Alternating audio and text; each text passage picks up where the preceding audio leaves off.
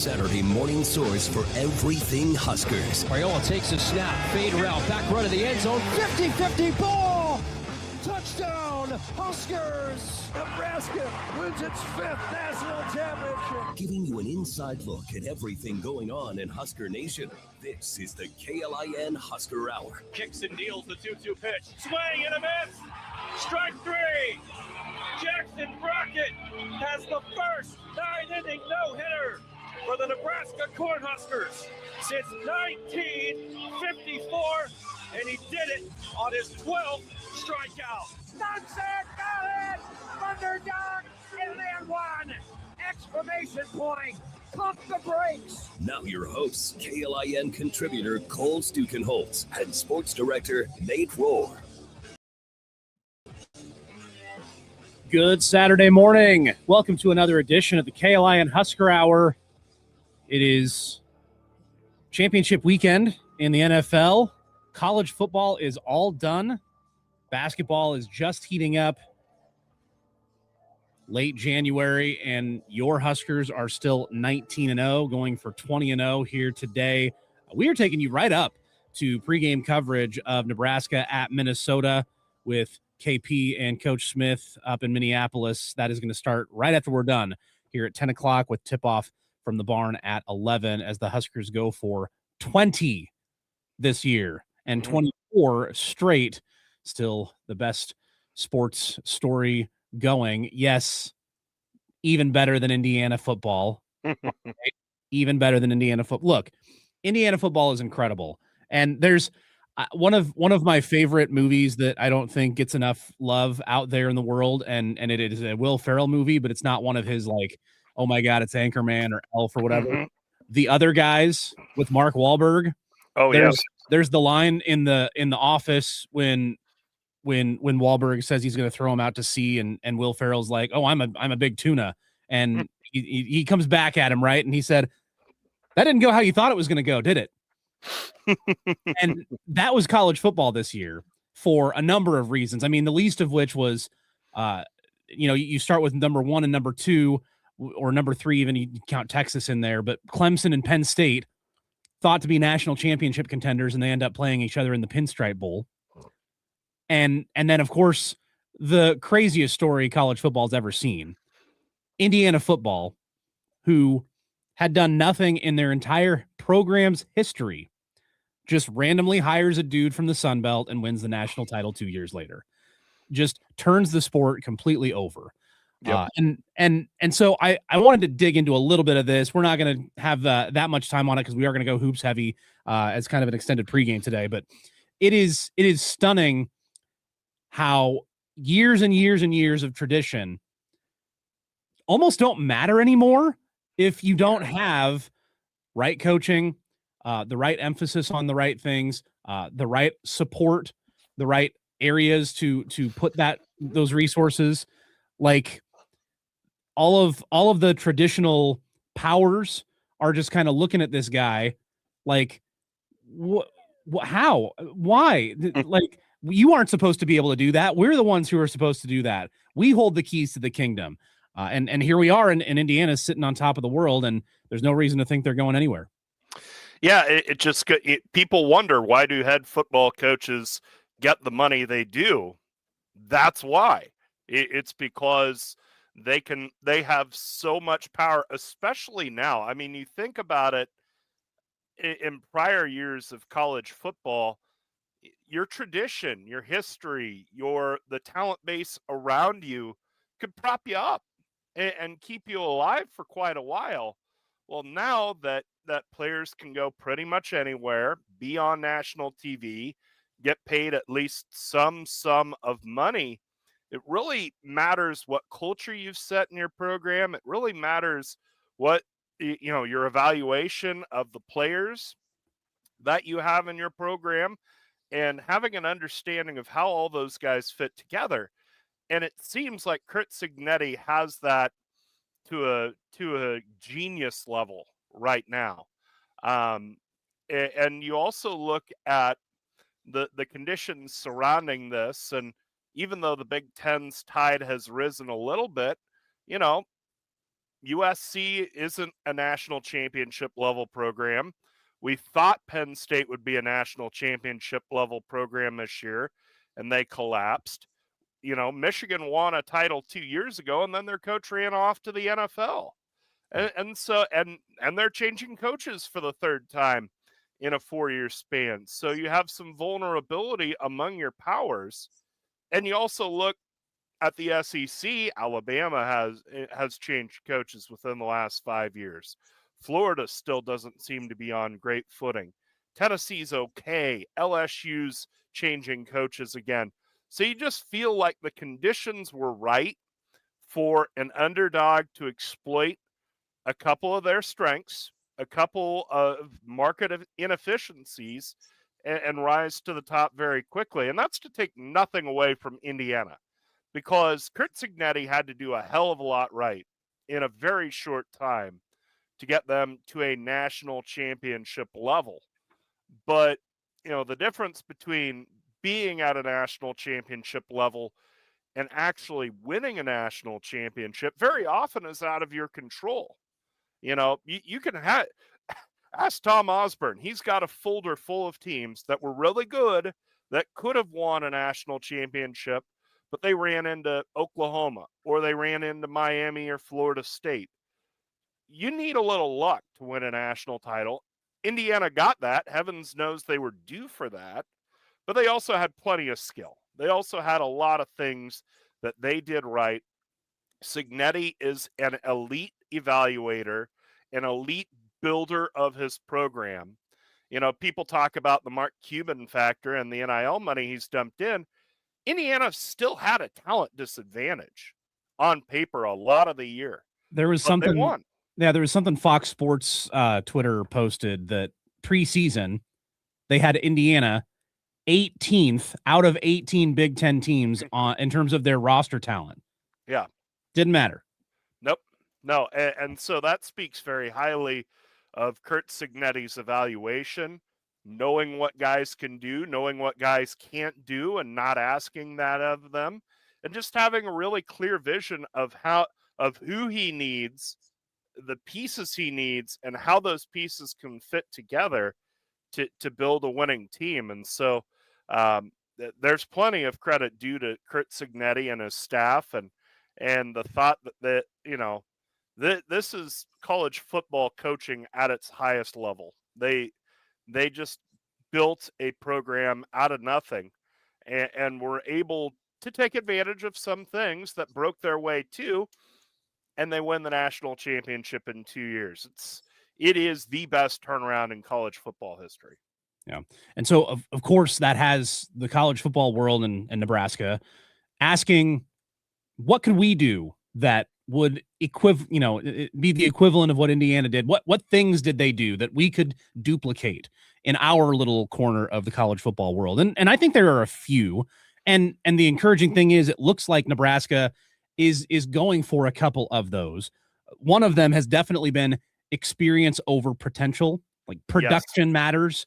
And you saw that as the prime example of that was the guys he brought from James Madison, and they were instant impact players. They were all Big Ten players coming from the Sun Belt, which everybody was kind of laughing. Oh, you're just going to try to bring these guys from the Sun Belt playing the Big Ten. Okay, good luck.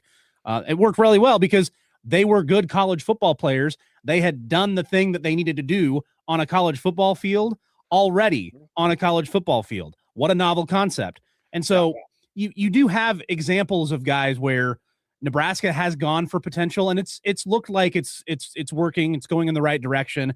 Guys like Williams Nwaneri, and also if you look at the offensive side, like Isaiah Hunter, those are a couple of good examples of young guys who have potential and did produce, and you would think that they're kind of headed up, continuing that upward trend. But this year you see even more of that with especially a guy like Brandon Black on the offensive line, 30 plus starts at Iowa State. Owen Chambliss, 100 tackles last year at San Diego State. That piece with the defense, as you bring a defensive coordinator from a lower level, a group of five school, he brought some of his players with him who were very productive players. So that's one thing that's encouraging. Another thing that I was interested in seeing, that I would be interested in seeing how it goes this year for Nebraska. that they didn't really do last year. Targeted personnel in the right place, like whoever, whenever, but you play to a player's strengths. This is Charlie Becker is the guy that I thought of with Indiana.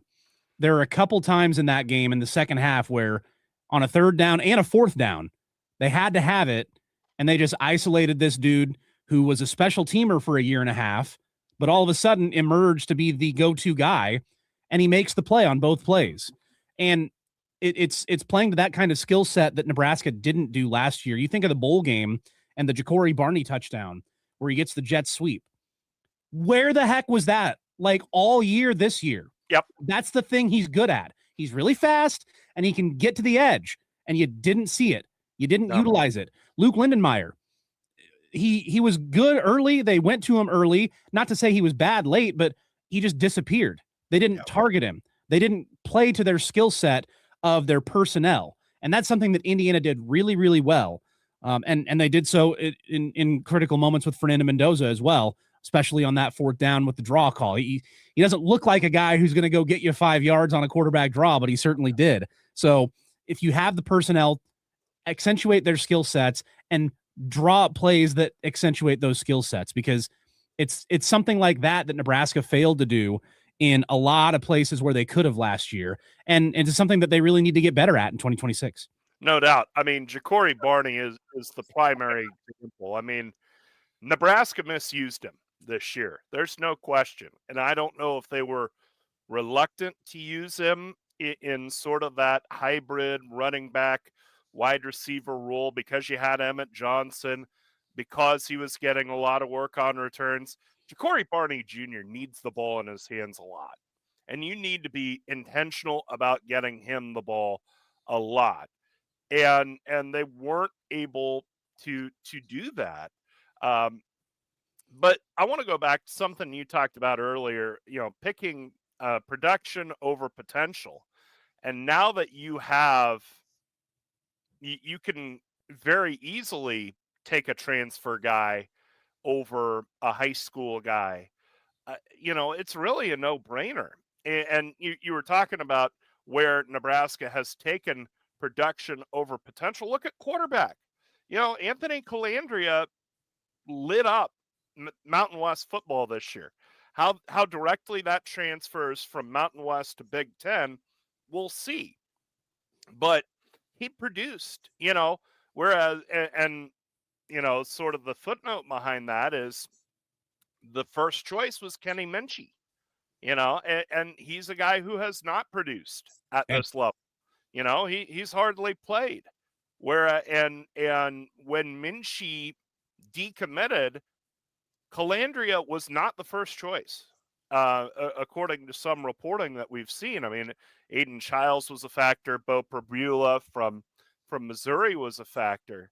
So it's interesting that they kind of they might have fallen into the right answer there. I don't know. I can argue both ways on Anthony Calandria, but he's an example of production over potential that the staff kind of fell into. And, you think about it with Indiana, Mendoza was good for California, but nobody was saying he was a Heisman candidate. They're saying he was a nice little quarterback and he did okay for him. But, the other part is once you get good, taking players from being good college football players to great college football players, that's a different sort of development that you have to do as a coaching staff. It's one thing to get a guy reading defenses and lining up in the right spot, but to do those little things that separate, adequate starters at the Big Ten level from all Big Ten guys, that's a whole different kettle of fish altogether. Yeah. But to your point, it is easier to take them from good to great than it is from no experience at all to great. No, that's true. That baseline of production definitely makes a difference. The other thing is discipline. Pre-snap penalties, you don't see those from Indiana, and they had one fumble all year lost. It was the first game of the season. That's it. Yeah. I mean, they don't make mistakes, and Miami made a couple, and that was it. So, congrats to Indiana and Kurt Signetti. They're on top of the world, and everybody else is trying to live in that world now. We're gonna come back and we're gonna continue living in this college football world. Matt McMaster, Middays with Matt on 1620, former co-host here on Husker Hour. He's gonna join us next, and yes, lots of hoops. We're extending the pregame, taking you right up to Kent and Jeff at 10 o'clock here on the KLIN Husker Hour. Raising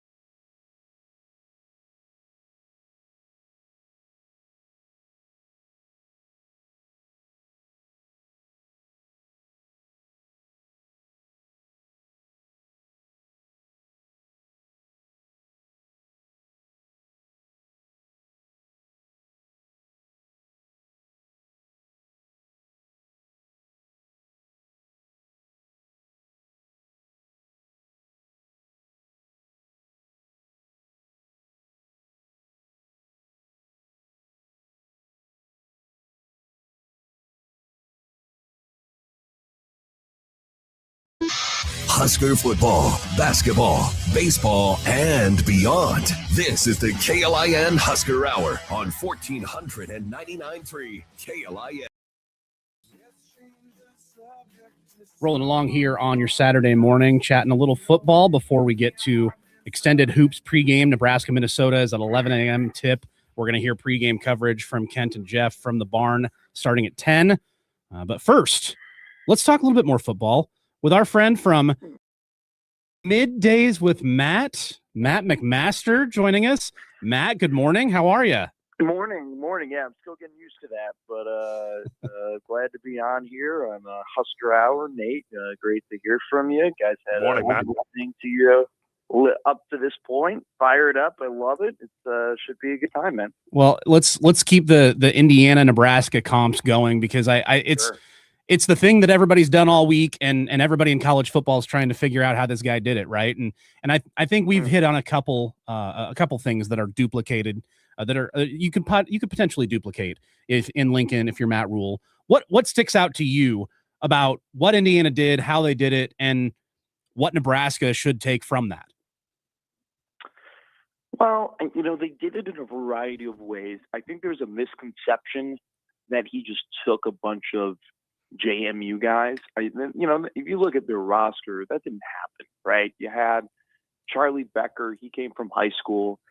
Omar Cooper, who was the guy who caught that pass against Penn State and then later on became one of their more dynamic weapons. He was on the team before Signetti got there, and then you had Pat Coogan. He came from Notre Dame. You had their right guard. He came from Wisconsin. Mendoza was a Cal transfer. And then you had Aiden Fisher and D'Angelo Pons and Surratt, who all came from JMU. But I think the case in point is that they were able to identify, they were able to evaluate and develop guys from across the country. And I think clearly they have a system that they trust when it comes to picking the players that they want. And then they have a system when it comes to coaching them and developing their talent in the way that they can. And I just don't think, there's also this whole thing of they have Mark Cuban money. I mean, you go ahead, Kentucky and Rutgers and LSU all had, better transfer portal classes according to the sites heading into last season. I mean, North Carolina, for goodness sake, had a higher ranked transfer portal class than they did. So, I mean, this team is not this bought, super talented team. No, this is a team just full of football players and football coaches. And, I think Kirk Herbstreit did a great job of pointing out during that Alabama game of just how dialed in that sideline is all the time. And, the sideline shots of Cignetti and him talking to the people, in his headsets, it's almost as if you can tell he's talking to a bunch of people who are listening, So I just think he's got complete command of what he's looking at before players get into the program and complete command of how they're developing when they're within the program. So it would seem through that, unless you're going to hire Curt Cignetti or unless you have a lot of faith in your coaches to evaluate the way Cignetti does, that's not very transferable to another program. No. I mean, how do you replicate it in the aggregate without necessarily just grabbing Curt Cignetti? I don't know if there's an answer to that. If you want to beat Curt Cignetti, I think you just got to be a better coach than Curt Cignetti. And if you want to beat Curt Cignetti, maybe the aggregate would be okay. So here's how I can answer this, Nate. If you want to beat Curt Cignetti, you're either a better coach than Curt Cignetti, or you hire a coach that is pretty darn close to him, and then you have more talent, and then you spend more money, and then you just have guys who are just a little bit faster, and a little bit stronger.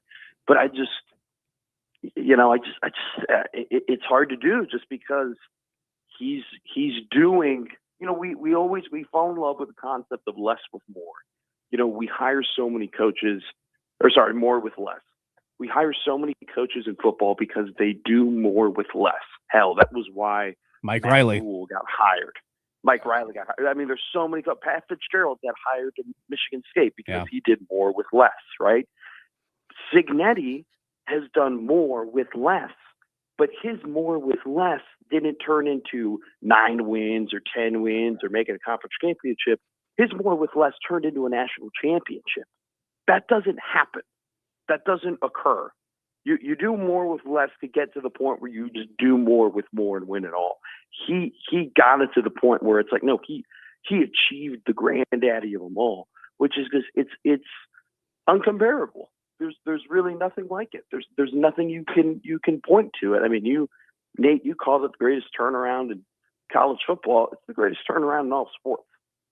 I mean, what he did just has not been done before on the scale in which he did it. Yeah. Matt McMaster from 1620 The Zone joining us here on Husker Hour.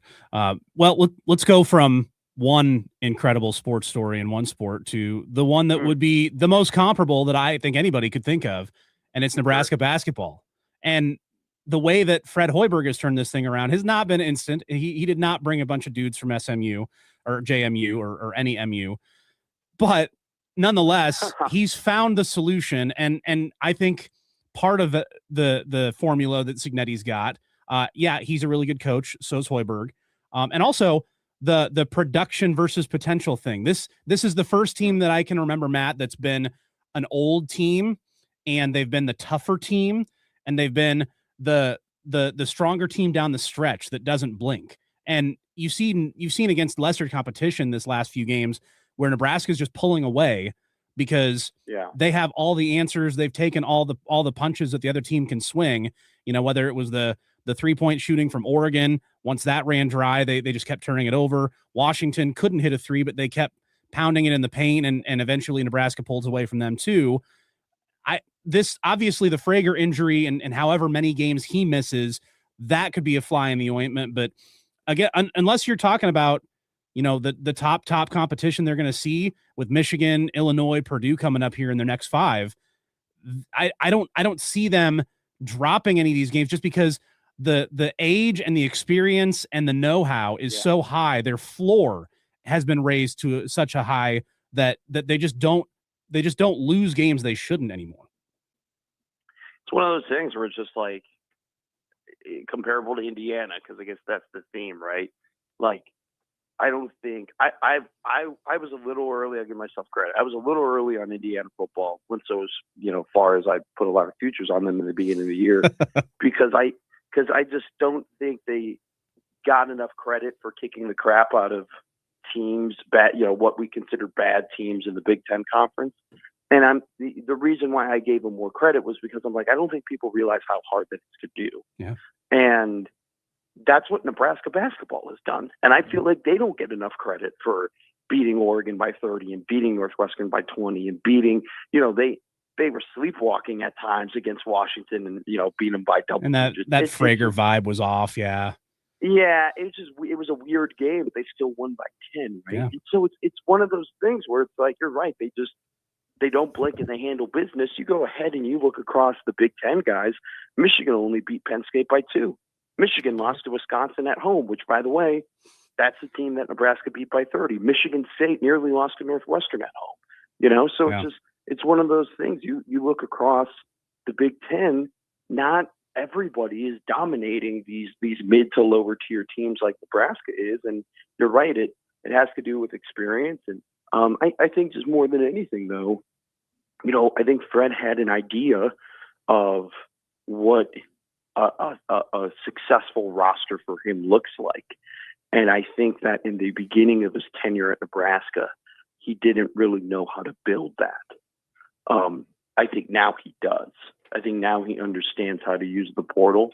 I think now he understands how to evaluate the portal.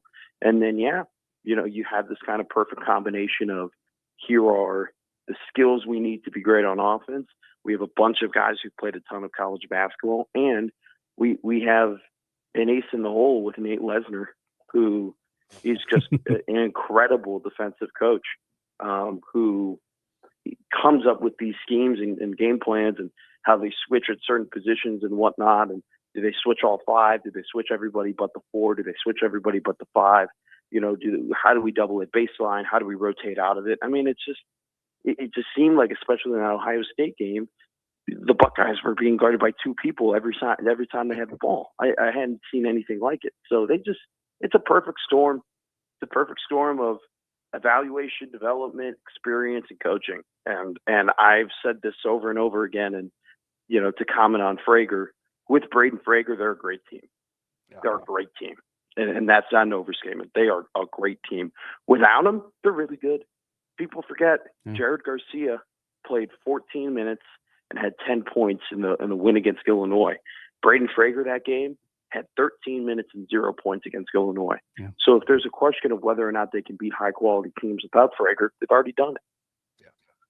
Yeah. It's interesting, and of course, to bring everything back to Nebraska football, which is sort of my instinct. But when we talk about Indiana, it's know your rules, know what you're looking for. When you talk about Nebraska Nebraska men's basketball, knowing rules, knowing what guys you need to do certain things. Say what you will about what Nebraska did at the quarterback position these last 2 years. They grabbed the most high talent guy. They grabbed the 5-star recruit, and it didn't work. I mean, how much do you think that's kind of, the fact that Nebraska is now getting back more to what I think Matt Rule wants his quarterback to be from what we've seen, what we saw before Dylan Raiola and what's coming in after? I mean, is that sort of explaining where Nebraska went with that quarterback spot? Yeah, maybe. I think Nebraska went with Calandria because Nebraska doesn't have a dynamic offensive player without him. Yeah. I think Nebraska has good offensive players. I think Hunter is good and Gilmer is good and Barney is good. They're all good. I think Makai Nelson can be good, but they don't have a guy who you put the ball in their hand and you go, oh, okay, anything can happen. They can end up in the end zone here. They can make a big play at any moment. I think Hunter, Gilmer, and Barney can have those moments, but it's not. I'll go back to Chicago sports. I remember when Patrick Kane, he was a hockey player. Every time he touched the puck, there would be a hush over the crowd because you never know what was going to happen.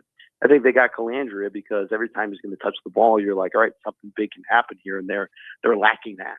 in the offense. And yeah, to your point, they probably do want to have a quarterback that's a little bit more akin to PJ Washington, a little bit more akin to guys that can use the ball and run the ball and use their feet. And I think that's kind of a little bit what Dana wants to do as well. So I think I think people should be excited about him for sure. We'll get you out of here on this. Tough weekend for you last weekend with the Rams-Bears game, but what do you think of the AFC and NFC championships? So I'll take the Seahawks.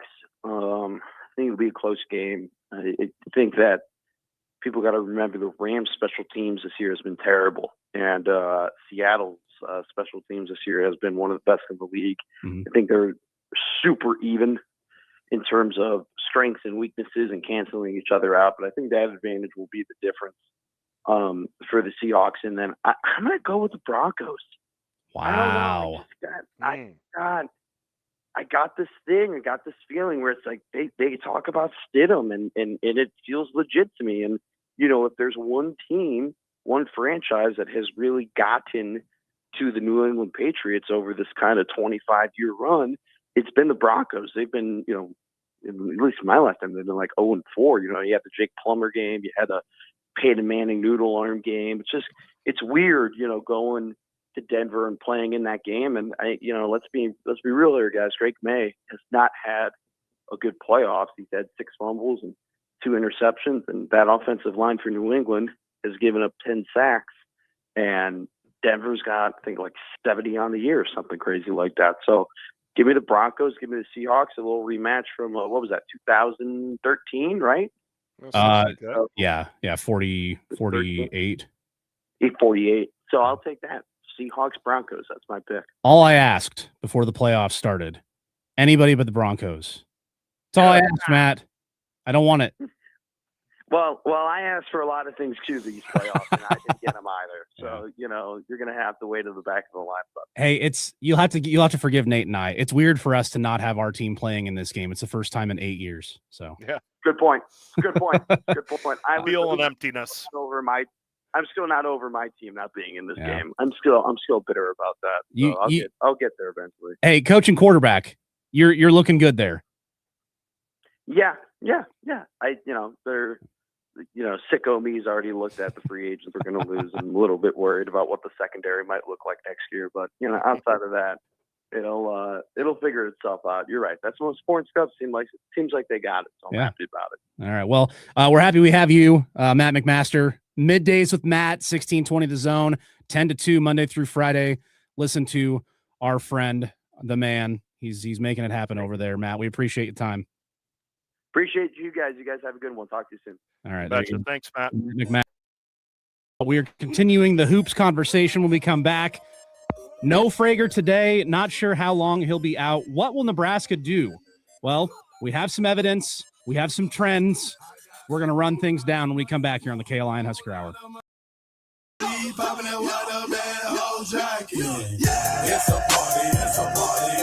Which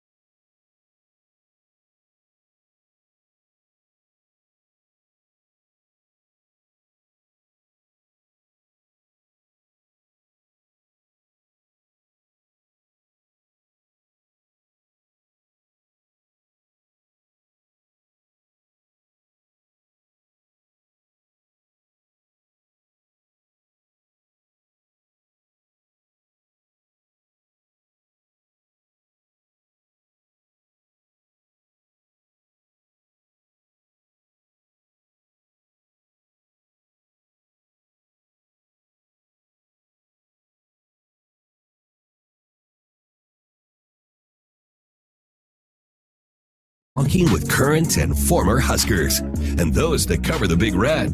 This is the KLIN Husker Hour on Lincoln's Husker Radio, 1499.3 KLIN. Big thanks to Matt McMaster.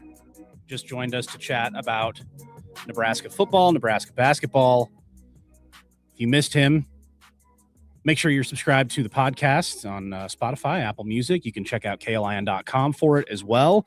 And we are live on the StreamYard right now. Kenny Larrabee's got us up on the KLIN socials, YouTube, Facebook, Twitter, also on the Husker Hour Facebook page as well this morning. You can check in with us as we take you to pregame coverage of Nebraska, Minnesota, and the Huskers go for 20-0, Nate. And the way they've done it has been a little bit different each game. They've got a pretty tight rotation of 8 players. Sometimes a guy gets in foul trouble. Somebody else has to kind of step up. And now you've got the situation where one of those 8 guys, probably number 6, the first guy off the bench, and probably your best player at times this season.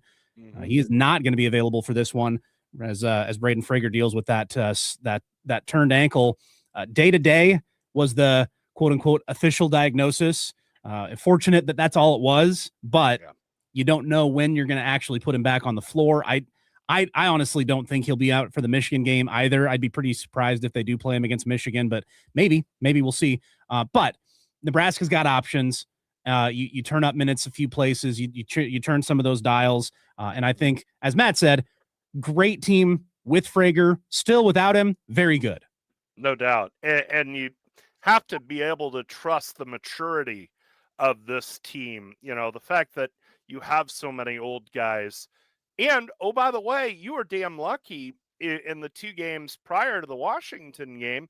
You were able to rest guys. Yeah. You were able to get minutes off Rink Mast and Jamarcus Lawrence, not Jamarcus Russell, good Lord. But you were able to give some of those older guys minutes off. And so in the middle of this grind, you were able to save some time and some minutes on those legs, and that's going to be important. And, you know, with old guys, you're more able to adjust. So Sam Hoiberg may be able to, maybe he's a little less aggressive so he stays out of foul trouble, but he's still effective. He plays good defense. You'll see more Cale Jacobson, I would think, to fill in at a guard spot. So I trust this team to be able to handle it because they've handled a lot of other things throughout the year. I mean, you have who you have, and I mean, this is Big Ten basketball. It's the fact that this comes at a very concentrated point in your schedule is a little worrisome because even if you beat Minnesota, it's going to burn a lot of gas, and then you're right back on a plane and heading to Ann Arbor. And so how quickly are they able to recover from this game?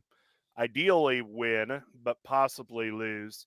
That'll be interesting heading into that Tuesday game. But, you know, the other thing is this team has socked away so much capital when you think about it, that they have some margin for error right now. I mean, you don't want them to go and drop 4 out of 6 or 3 out of 5 or whatever, but they do have some room to work here and breathe a little bit. And that's good because they can manage the pressure on themselves. Yeah. So one of the things that I wanted to do is look at Frager, what he does for this team and where you would get that replacement. So he is right now averaging 12 points per game and 4 rebounds per game. He's a guy that's got a little bit of the drive to the hole and can draw fouls. And he provides you 3-point shooting. He's a 37% free throw shooter with 31 made threes. So let's all right, scoring. So obviously guys on the roster up and down, you can get points from them in a variety of ways. The 3-point shooting to that point, Price Sanford has been on an absolute heater lately. He's got 7 straight games with at least 3 made threes. He's scored 22 or more in the last 3 games with Oregon, Northwestern, and Washington. So, you know, Price, he's shooting the long shot. He can obviously provide you a lot of points. The minutes are going to come, I think, more from, like you said, Cale Jacobson. Jared Garcia is definitely going to get more time. He had 10, almost 11 minutes against Washington. And then the Illinois game that Matt referenced, which Frager only had 13 minutes and did not score. Jared Garcia, 13 minutes, 10 points, 4 rebounds in that Illinois game. A couple of clutch free throws late in that game as well. So that's what you're going to see. Cale Jacobson has played at least 20 minutes in the last 3 games. He's also gotten 4 or more rebounds in 2 of those 3, and 2 or more assists in all 3 of those. And Sam Hoiberg, his last 7 games, he's played at least 27 minutes in each game except Indiana. He's gotten you 7 rebounds in 2 of the last 3 games, and he's scored in double figures the last 3 games as well. Marcus Lawrence and Rink Mast both had fewer minutes played against Oregon and Northwestern, both of those blowouts. So that helps them. Now they're ready to go.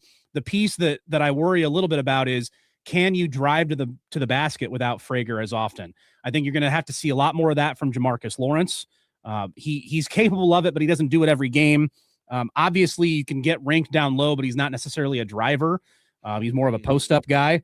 Sam Hoiberg is the straw that stirs the drink, though, from all of those. He can give you the points. He can give you the rebounds, obviously. He can hit 3-pointers, and he can drive inside, draw fouls, make layups. So they have all of the pieces available.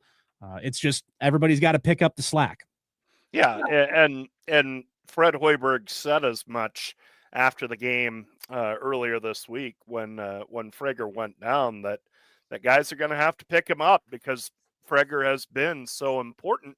But you know, again, going back to the age of this team, you trust Lawrence to be able to drive a little more. You trust Sam Hoiberg to read the situation and understand that while he does drive, he does attack the basket, he's going to have to be really the catalyst there. That he has, and that's something that's not been asked of him to this point. So again, veteran team able to make adjustments, tweak their game to the conditions that are in front of them. This team has shown that they can do that. They've won so many different ways and with so many different heroes. Yeah, Bryce Sanford's lit up the scoreboard basically all year. That's about it as far as every single game, that guy being up there. So, you know, you tweak, you adjust, and you find a way through this time while you get Frager healthy. And you know, it's going to be a challenge, but it's also something that I think this team can handle. Yeah. Well, that's today, Nebraska, Minnesota. It is 23 straight going for 24, and they're going for 20-0, and potentially, depending on what happens with other teams, I think Nebraska probably still outside the top 5. But if Nebraska gets to that top 5, it'd be a top 5 matchup on Tuesday with Michigan. And remember, Purdue plays Illinois today. Ooh. So the Huskers could get a little help there. Oh boy. All right, let's go Illini. And yeah, Houston is ahead of Nebraska in the standings. Duke is in the rankings. Duke is ahead of Nebraska in the rankings. So we'll keep an eye on that. But the other thing we're keeping an eye on, Nate, we're 7 weeks away. 7 weeks away from Selection Sunday, people. 50 days. Yeah, 50 days. We are going to break down what this thing looks like after yet another week. Nebraska a 2 seed? Nebraska a 1 seed? It's possible, people. We're talking brackets when we come back here on the KLIN Husker Hour. Saving money.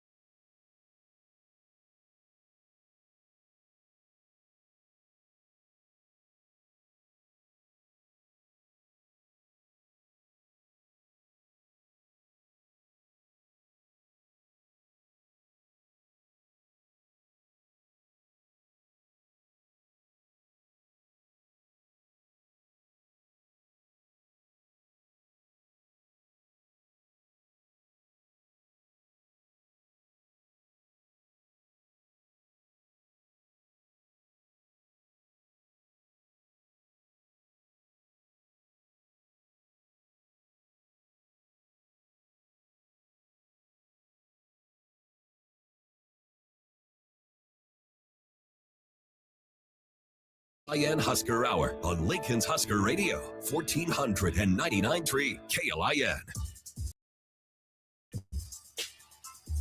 Taking you right up to pregame coverage of Nebraska, Minnesota. It's an 11 a.m. tip. You'll hear pregame starting right when KLIN Husker Hour signs off for the morning. So you'll hear KP and Coach Smith right when we're done. But Nate and I still have a little bit more to go with Nebraska basketball as we take a look at the current setup.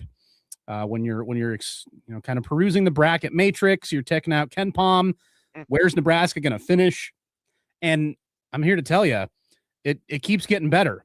Nebraska in the bracket matrix, which compiles, I'm not sure how many of these there are now. There's like close to 100 of them. There are Nebraska's ranking is 1.93. They are the top 2 seed, ahead of Purdue, ahead of Houston, ahead of Gonzaga, only behind Arizona, Duke, UConn, Michigan. Yeah, those teams. Yeah. KenPom, they're getting there. The KenPom has been the most lagging indicator, but they are now 12th in KenPom, which measures offensive and defensive efficiency. They're top 17 that was Virginia, 22 and 12, 22nd offensively, 12 defensively.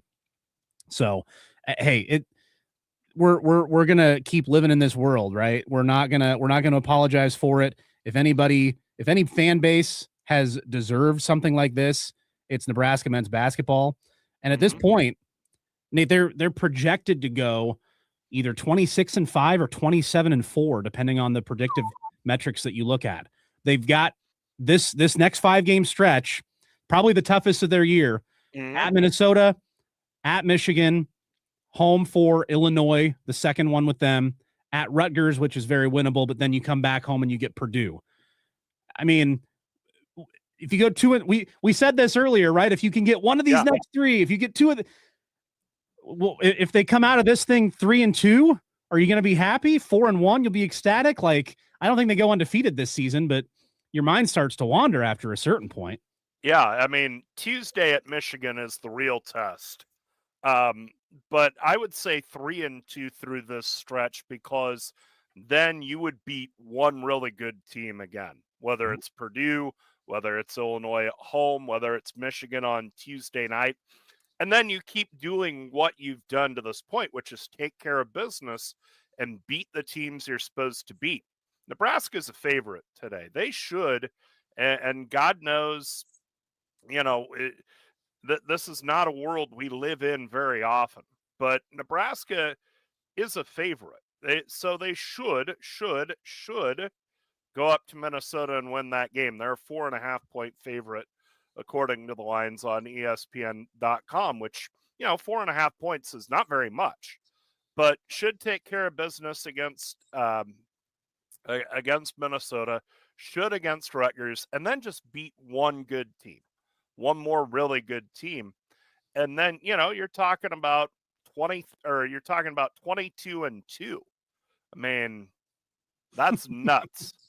The number I have in mind for this team is 27 in the regular season, which would be the best season in school history before you get to the conference tournament. Yeah. But yeah, 27. Let's shoot for that. That's 8 wins. That's relatively speaking, not that tough. Yeah. And you start looking at the Big Ten standings now too. Obviously, we're really excited about March and doing the thing, right? And but you look at the Big Ten standings right now. Nebraska's sitting alone atop the mountain. It's 8-0 Nebraska, and then there's Illinois, Michigan, Michigan State, Purdue, all at 7-1. By the way, 2 of those 4 teams, we know who that one came from. So that is the other thing to keep in mind. Nebraska is positioning themselves for a top 4 seed. That'd be the double bye. That means your first game in Chicago is Friday, if that gets there. So if you're Nebraska and you're staring at these, 3 of these next 5 being against 3 of those top 5, if you get 2 of them, you're really looking good. If you get even 1 of them, you're still well in hand, because then you have another tiebreaker over somebody else. Maybe it's your second over Illinois. Maybe it's 1 over Purdue or Michigan, but you already have the tiebreaker over Michigan State. You would at worst draw with Illinois.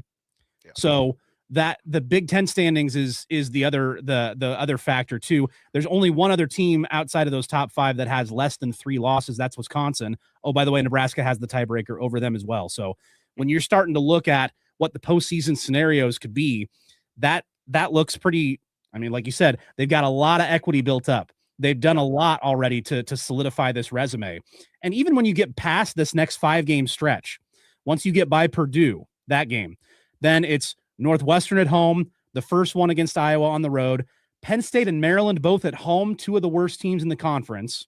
Then you have the trip to LA for USC and UCLA, both on the road, and then you're home for Iowa to wrap up the regular season. There's 12 games left.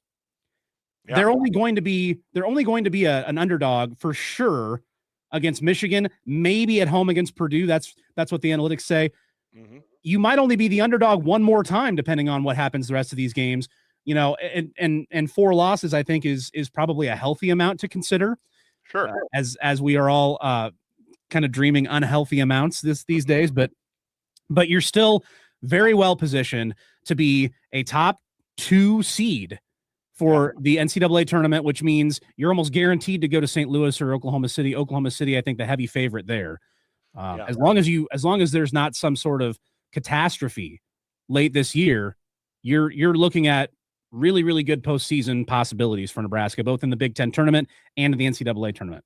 Yeah, and with what you're able to do in the next few weeks, I mean, if you survive this 5-game stretch, 6-1 after Purdue feels about right. When you look at that, you drop a game out in Los Angeles, maybe 5-2. But yeah, that'll get you a 2 seed or a high 3 to where you're going to have a really favorable matchup round 1, and you're probably going to have a pretty favorable matchup round 2 if you want to dream a little. Yeah. And you're going to be in the thick of the Big Ten race. So it is, after this game, the 4-game stretch, if you split, you're right in the thick of it. You are right there. And if you go 3-1, you're in the driver's seat. Yeah, if you look at the teams that have gotten 1 or 2 seeds the last few years, there's teams that have as many as 9 losses that have found themselves on the 2 line. We're talking about Nebraska maybe 27-4, 26-5 in the regular season.